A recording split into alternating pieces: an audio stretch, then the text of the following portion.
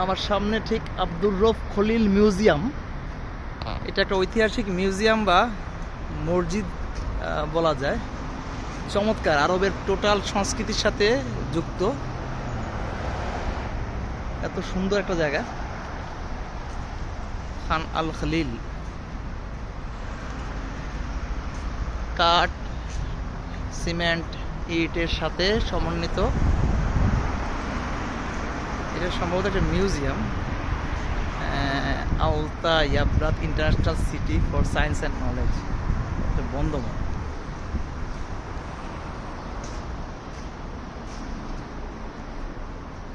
দার আতিবাত goodness house for science and culture art. কাঠের ইয়ে দেখছো সংস্কৃতি ইয়েগুলি, এটা পুরাতন না এটা ডিজাইন এরকম করছে। মাশাআল্লাহ, অনেক সুন্দর। ওর ভিতরে দোকানের মতো আছে। ও এটা যে দোকান না তো, এটা আস্তে আস্তে মিউজিয়ামেরই, কিন্তু এটা বন্ধ মনে হয়। একটা পুরানো রেস্টুরেন্টও আছে, কিন্তু ওইটার একটা রেস্টুরেন্ট, এটার মধ্যে রেস্টুরেন্ট আছে।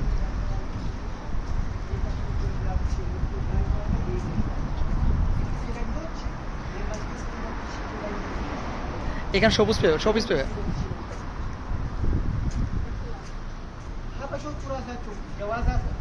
দেখো ভিতরে ঢুকে দেখো।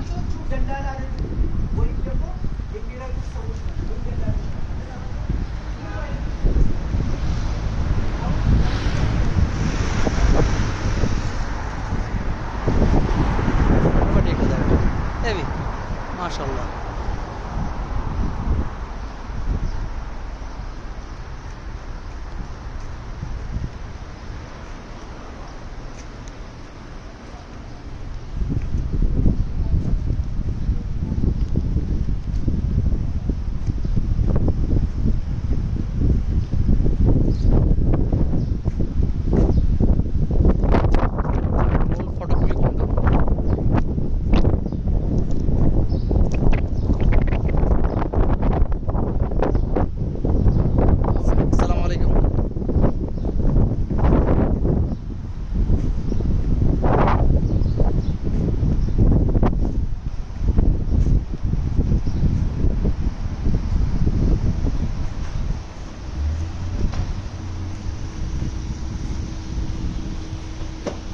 এটা কি মিউজিয়াম না বাংলাদেশি?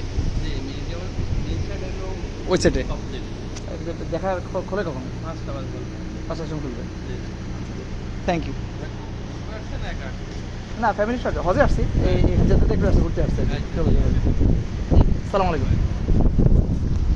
5টার সময় খুলবে, সময় নেই।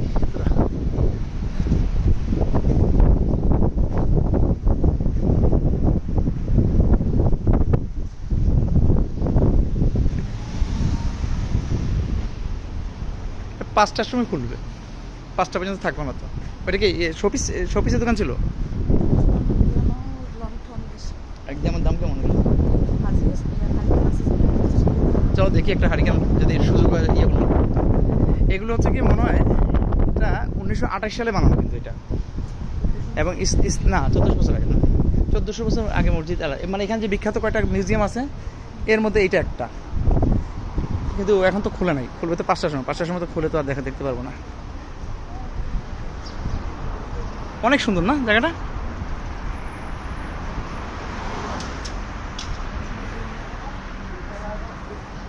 আলহামদুলিল্লাহ।